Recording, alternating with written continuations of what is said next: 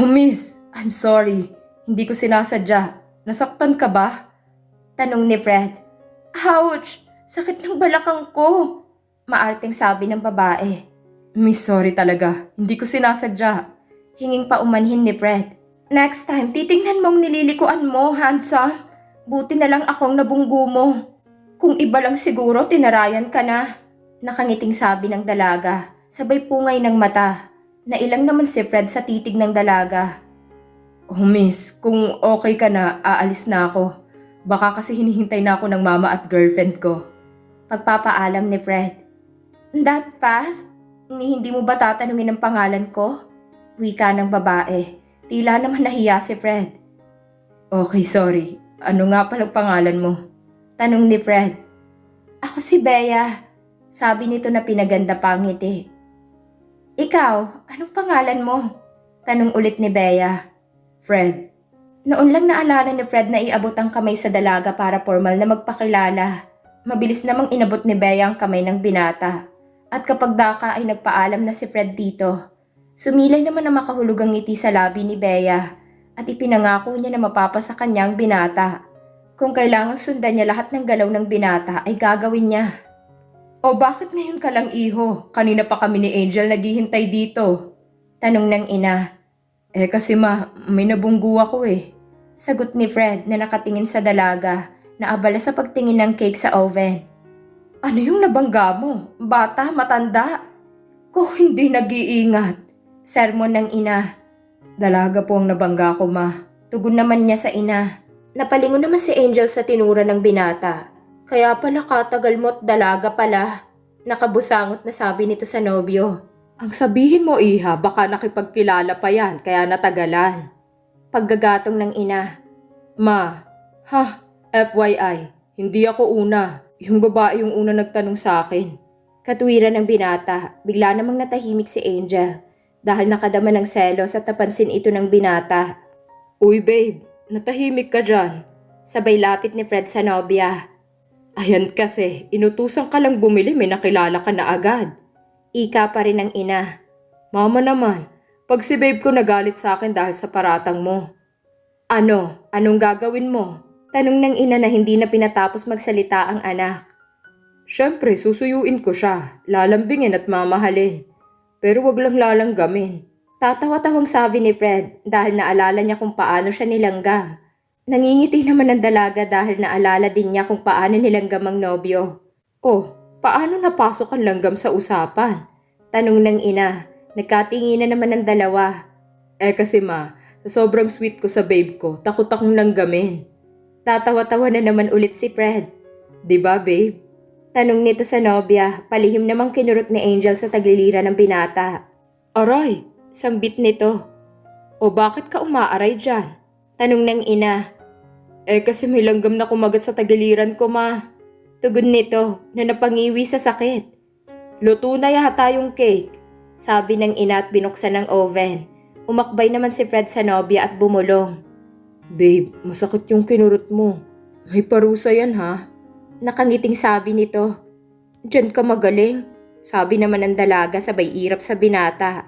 Niyakap ni Fred si Angel ng patalikod habang ang baba nito ay ipinatong sa balikat ng dalaga habang pinapanood ang ina sa paghihiwa ng cake. Ano ba Fred? Nakakahiya kay tita. Reklamo ng nobya. Ay naku iha, wag ka nang mahiya, okay lang yan. Nakangiti namang tugon ng mama ni Fred. Babe, pwede mo ba akong samahan sa mall mamaya? May nakalimutan kasi ako na gagamitin ko sa school. Alam mo naman nagagraduate na pala ako. Parang kailan lang tayo nagkakilala, babe. Ani Angel. Masaya si Doña Virginia na pinapanood ang dalawa na nagsusubuan ng cake. Gustong gusto niya ang dalaga sa anak. Dahil kahit mayaman okay lang sa kanya. Kahit mahirap lang ang nobyo. Sana wag kang magalit sa anak ko pag nalaman mong totoo, iha. Bulong ng isip ng Doña. Nang matapos kumain ng cake ang tatlo, nagpaalam ng umuwi ang mama ni Fred. O siya, mauna na ako. Masaya ko't nakilala kita, iha. Aniya sa dalaga.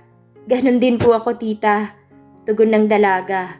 Matapos humalik sa pisngi ang dalawa, umalis na ang ina ng nobyo. Babe, masaya ako't magkasundo kayo ni mama. Sabi ni Fred na yumakap paharap sa nobya.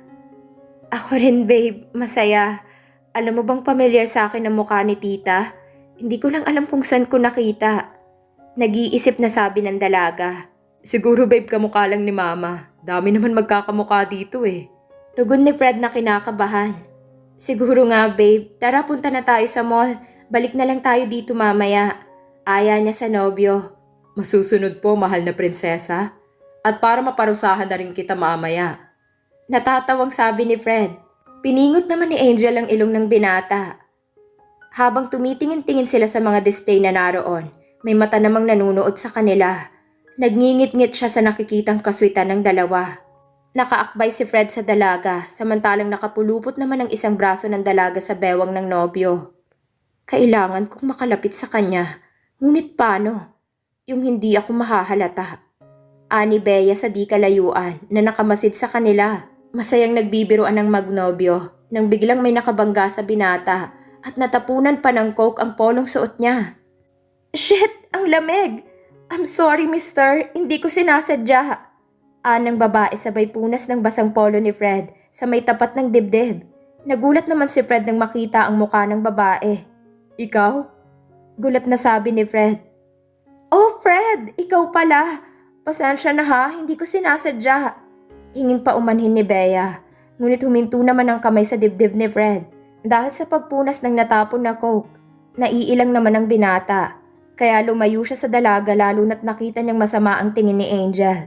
Ikaw pala, paghinto ni Fred sa pagbanggit sana sa pangalan ng babae dahil nakalimutan niya kung anong pangalan nito. Nakuha naman ng babae ang gustong ipunto ng binata. Ano ka ba? Ako si Bea. Kanina lang tayo nagkita, nakalimutan mo na agad. Nakalabing sabi nito, sabay hawak sa braso ni Fred na ikinairita ni Angel. Miss Bea, siguro naman hindi ka bulag para makita na may kasama ang lalaking nabunggo mo. Nakataas na kilay ni Angel. Fred, sino ba siya? Kunwaring tanong ni Bea. Ako lang naman na nagmamay-ari sa lalaking hinahawakan mo. Sa lubong ang kilay na wika ni Angel. Binitawan naman ni Bea ang braso ni Fred at tumingin kay Angel na palalim. Ngumiti siya kay Fred at nagwika. Pasensya na Fred, gusto ko lang makipagkaibigan sa'yo, ngunit parang binabakuran ka na ng nobya mo. Sabi nito, Hoy miss, talagang babakuran ko kung ano ang akin at hindi yon maaagaw ng iba. Di bali na lang kung siya ang aalis, wala na akong magagawa doon. At hindi ko na siya pababalikin kung sakali. Makahulog ang sambit ng dalaga. Kinabahan naman si Fred. Babe naman, kung ano-ano sinasabi mo. Siyempre ako'y pag-aari mo kaya hindi ako lalayo sa'yo. Sabi ni Fred sabay halik sa sentido ng nobya. Napasimangot naman ng lihim si Bea. At kapag dakay nagpaalam na. Mauna na ako Fred. Sana hindi pa itong huling pagkikita natin. Paalam ni Bea. Ngunit may nabuo na namang plano sa isip niya. Kukuha lang siya ng tamang pagkakataon pag wala ang girlfriend nito. Wala pa rin sa mood si Angel kahit pinapatawa siya ng binata dahil naaalala niya ang lantarang pangaakit ng babae sa nobyo. Babe naman, smile ka na oh. Papangit ka niyan, bahala ka. Pakwela ni Fred. Huwag mo nga akong mahawakan. Baka mahawa pa ako ng virus na dumikit sa balat mo dahil sa pagkakahawak ng babae mo. Ika ni Angel. Selos naman si babe ko. Huwag kang magselos, mahal na mahal kita, okay? Mas maganda ka doon at mas nice. Kaya ngiti ka na oh. Ayan, ngingiti na yan. Ngingiti na yan. Sabi ni Fred, sabay kiliti sa dalaga. Ano ba? Stop it, okay? Fred, stop it! May kiliti ako dyan. Wag dyan! Hindi mapigilan ni Angel ang matawa dahil sa pagkikiliti ni Fred sa kanya. Saka lamang siya tumigil ng pinagtitinginan na sila ng tao. Ikaw kasi hindi ka na nahiya, bulong ni Angel sa binata. Bakit? Sino bang tumawa ay wagas? Pumahalakak pa na sabi ni Fred. Huwag ko lang malaman na makikipagdikit ka sa Bea na yon, puputulin ko yan. Tingnan ko lang kung hindi maputol ang kaligayahan mo. Nakangusong turan ni Angel. Babe, kasarap mong halikan. Kung wala lang tayo dito sa mall, pinapak ko na yan labi mo. Lalo't nanunulis ng ganyan. Nakangising sabi ni Fred. Palabas na sila ng mall ni Angel. Nung makasalubong ni Fred ang barkada niya ng college sila. Hindi na niya nagawang umiwas sa mga ito. Pre, nandito ka pala. Long time no si pare. May karerang barkada. Ano, manunood ka ba? Idala mo na rin yung chika babe mo pare. Pati na rin yung sports car mo. Sigurado kakainin ang alikabok ang kalaban. Ano, idadala mo yung kotse mo? Tuloy-tuloy na sabi ng barkada ni Fred. Oo nga pare, idala mo na para naman mapakain natin sila ng alikabok. Tsaka matagal ka na naming hindi nakakasama. Turan naman ng isa pa. Hindi naman makakibo si Fred dahil booking na siya. Anong ibig sabihin ng mga kaibigan mo, Fred? Anong sports car? Naguguluhang tanong ni Angel. Hindi mo ba alam, Miss Beautiful, na isa sa pinakamayaman dito sa bansa ang nobyo mo? Shut up! Bulyaw ni Fred sa kaibigan. Hindi naman makapaniwala si Angel sa narinig. Ayaw tanggapin ng utak niya na pinaniwala siya ni Fred na mahirap lang siya. Noon pala mayaman ito. Pero bakit inilihim ito ni Fred sa kanya? Pinagmukha siya nitong tanga. Iyon ang nasa isip ni Angel sa mga panahong yon. Kaya pala hindi mo kang mahirap ang mama mo. Kaya pala gano'n na lang ang reaksyon niya nang makita ka. Kaya pala, niloko mo ako, Fred. Pinagmukha mo akong tanga. Ang tagal natin magkasama, hindi mo man lang nasabi sa akin. Bakit ha? Dahil para usan mo lang ako? Dahil katulad din ako ng mga babaeng dumating sa buhay mo, ganun ba, Fred? Umiiyak na sabi ni Angel. Babe, hindi ganon. How many times na sinubukan ko magtapat sa'yo pero naduduwag ako. Babe, mahal kita. Maniwala ka sana. Pagsusumamo ni Fred. Kung mahal mo ako, hindi mo ako paglilihiman. Siguro ngayon masaya ka na dahil nagpauto ako sa'yo. Na nahulog ako sa bitag mo. Ayaw na kitang makita, Fred. Niloko mo lang ako. Umiiyak na sabi ni Angel. Tsaka tumakbo palayo sa binata. Napahiyaw ng malakas si Fred at hinarap ang mga kaibigan. Nang dahil sa inyo wala na. Kalimutan nyo ng kaibigan nyo ako. Aniya sa barkada. Kitang-kita naman ni Bea ang nangyari dahil hindi naman talaga siya umalis kanina kundi binabantayan niyang bawat galaw ng binata at nakasilip siya ng pagkakataon.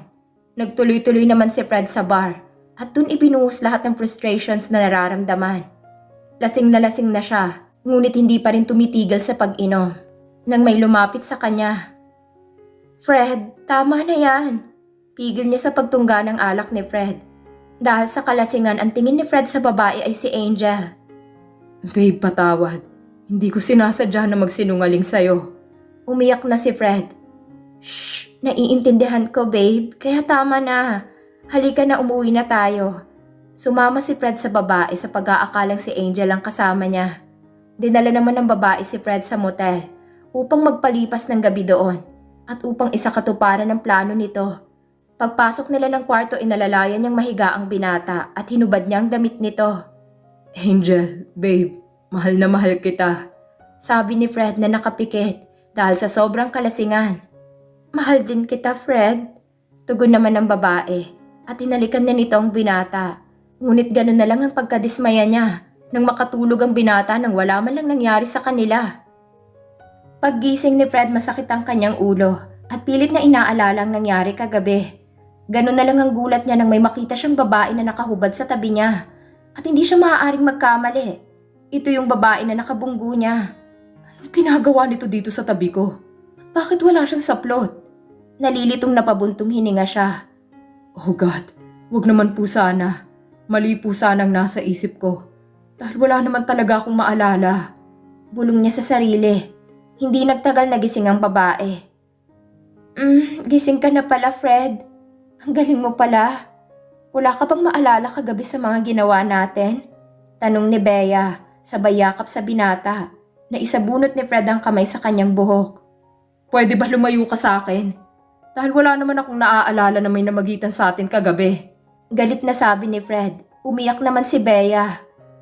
Matapos mong makuha ang gusto mo, ganyan ang sasabihin mo sa akin? Hikbi nito, na konsensya naman si Fred. I'm sorry, hindi ko sinasadya. Kung pwede lang kalimutan natin na nangyari dahil may girlfriend na ako. Wika ni Fred. Hindi ako papayag, Fred, na ganito na lang. May nangyari sa atin at kailangan mong panagutan iyon. At kung hindi ka pa handa, payag naman ako na kahit GF mo lang. Turan ni Bea. Look, hindi ko gusto kung ano man na nangyari sa atin. May nobya ako at hindi ko hahayaang mawala sa akin. Sabi naman ni Fred, para namang sinampal si Bea, pero hindi pa rin siya sumuko. Okay, Hahayaan muna kitang mag-isip ngayon, Fred. Pero hindi ako papayag na dito magtatapos ito. Aniya sa binata. Nagbibiruan naman si Vet at ang kaibigan nilang gaya ng papalabas sila ng university. Ngumingiti lang naman si Angel sa mga ito. Isang linggo na ang lumipas mula nang huli silang magkita ni Fred. Sinadya niya magpalit ng numero upang hindi ito makakontak sa kanya. Malayo palang tanaw na niyang naghihintay na naman sa kanyang binata. Kaya pinakiusapan niyang baklang kaibigan niya na magpanggap na nobyo niya. Lance, wag kang titili ha pag nakalapit na siya. Paalala naman ni Vet. Yakang-yaka yan, ako pa? Sino ba kasi yun ha mga sisi? Tanong ni Lance. Tumahimik ka na, malapit na siya. Magpakalalaki ka. Pandidilat ni Angel sa kaibigan. Gosh, ang gwapo naman. Malalaglag yata ang tibak ko sa papa mo, sarap. Ay! Pasimpleng kilig ng bakla. Kinurot naman ng lihim ni Beth ang bakla. Ayan na nga, bawal na ba magpaganda ngayon? Papabol na naging bato pa. Maarting sabi ng bakla. Akbayan mo ko, Lance. Malapit na si Fred. Utos nito sa kaibigan. Madilim naman ang mukha ng binata nang makitang umakbay yung lalaki na kasama ni na Angel. Ngunit nagpakahinahon muna siya dahil kung paiiralin niya ang selos baka lalong magalit ang nobya. Angel, pwede ba tayong mag-usap? Tanong ni Fred. Wala na tayong dapat pag-usapan pa. Let's go, Han. Sisi tayo na. Baling naman niya kay Beth. Umirap naman si Beth kay Fred dahil galit din siya sa panloloko nito sa kaibigan. Ngunit hindi pa nakakalayo sila Angel nang pigilan siya sa braso ni Fred. Babe, please. Pakiusap. Magpapaliwanag lang ako. Pakiusap ni Fred. May BF na ako. Kaya tigilan mo na ako, Fred. Sabi naman ni Angel. Konting paggalang naman pare. Si Angel na nagsabi na lubayan mo siya. Sabi naman ni Lance na pinatigas ang boses. Matalim naman tumingin dito si Fred. Pwede ba wag kang makialam dito? Hindi ikaw ang kinakausap ko.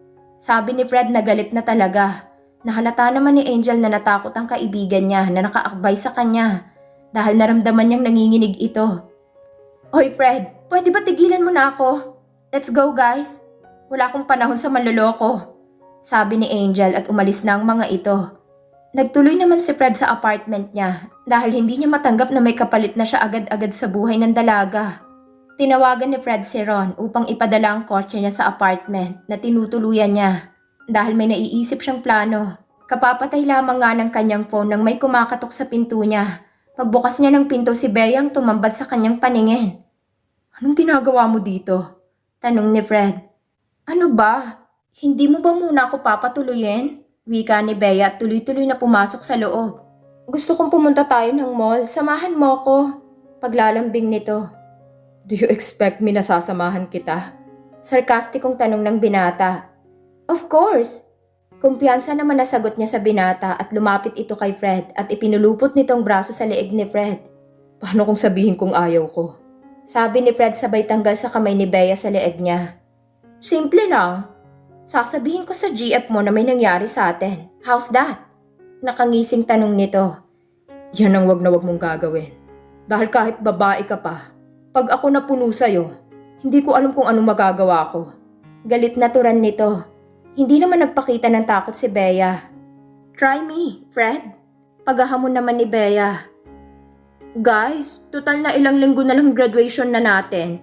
Tapos wala na tayo halos ginagawa. Mauling tayo. Yaya ni Beth sa dalawa. Sandali, ano ka ba? Kalokang papa mo, sisi.